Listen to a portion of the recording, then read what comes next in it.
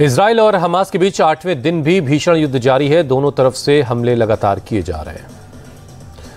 लड़ाई के दौरान इजराइल में अब तक 1300 लोगों की मौत, 3400 से ज्यादा लोग जख्मी हैं। गाजा में 1900 लोगों की जान गई, 7696 लोग जख्मी हैं। मारे गए लोगों में 1500 हमास के लड़ाके हैं। हमास की तरफ से शुक्रवार रात तेल अवीव पर किया गया हमला, एक के बाद एक कई रॉकेट दागे गए। रॉकेट हमले के बाद तेल अवीव सायरन से गूंज उठा। लोगों ने तुरंत शेल्टर में शरण ली। इंडिया टीवी संवाददाता अमित पालित भी एयर सायरन बजने के वक्त तेल अवीव में मौजूद थे। सायरन बजते ही लोग शेल्टर्स की तरफ भागने लगे। हमास के हमले को इजराइल के आयरन डोम सिस्टम ने नाकाम किया। 7 अक्टूबर को हमास के लड़ाकों ने सिस्टम को तबाह कर दिया था। इजराइल हमास युद्ध के 8वें दिन भी भीषण युद्ध की चेतावनी। इजरायली सेना गाजा में घुसकर कर सकती है हमास के ठिकानों पर हमला।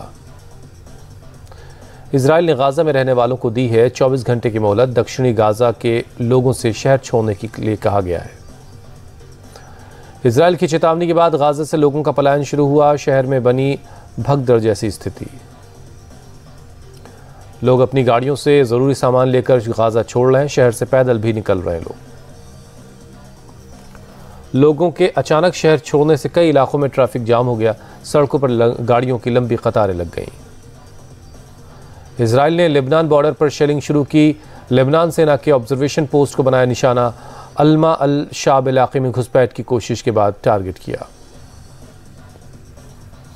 गाजा पट्टी के बेत हनौन और अल फुरकान में इजराइल की एयर स्ट्राइक जारी है। इजरायली एयरफोर्स बोली हमास से लड़ना जारी रखेंगे। हमास का दावा, गाजा पट्टी में इजरायली स्ट्राइक्स में 13 बंधक मारे गए। इजराइल ने नहीं की पुष्टि। इजराइल की गोलीबारी में लेबनान बॉर्डर पर एक न्यूज एजेंसी के पत्रकार की मौत। हमले में 6 पत्रकार जख्मी हैं। इजरायली सेना ने गाजा पट्टी पर की भारी बमबारी।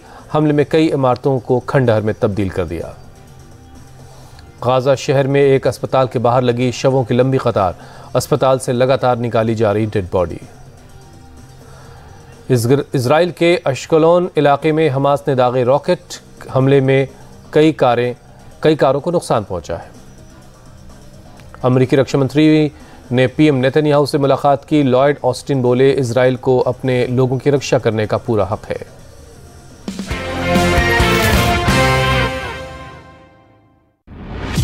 इस क्रिकेट वर्ल्ड